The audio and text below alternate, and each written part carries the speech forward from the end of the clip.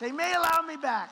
With Donald Trump suspended from Facebook for 2 years, experts say the social media company is sending a message to world leaders and public figures that Facebook will no longer give them preferential treatment when their speech breaks its rules. What it means for other world leaders is they're not going to be treated differently solely based on their status as world leaders.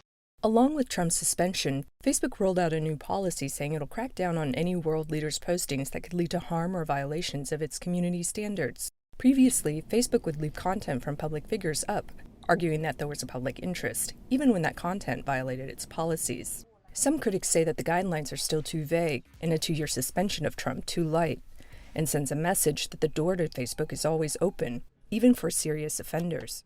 The fact that they're leaving this as a suspension means that the other world leaders are on pause too, a little bit, right? That means that maybe, just maybe, they may have an opportunity to continue.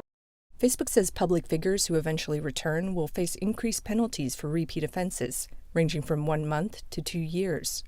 Only cases deemed extreme will result in permanent suspension.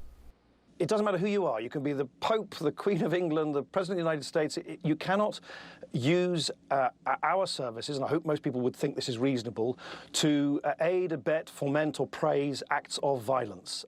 While the company has set up an independent oversight board to review its content moderation decisions, some experts contend that the oversight board itself is a deflection. My sense is that they're using that as a way to deflect from more serious issues around, what their algorithms are doing to spread certain kinds of information.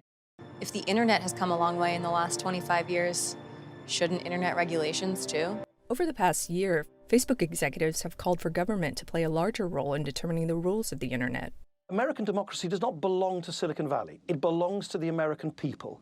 And the people who should set the rules for how American democracy plays out and where the line should be drawn on what speech is and is not acceptable shouldn't be private companies. While Facebook will look more critically at world leaders' speech, what's certain is that the scrutiny of Facebook itself won't let up anytime soon. Tina Trin, VOA News, New York. Now, we can't all get together in person just yet, so I wanted to take this chance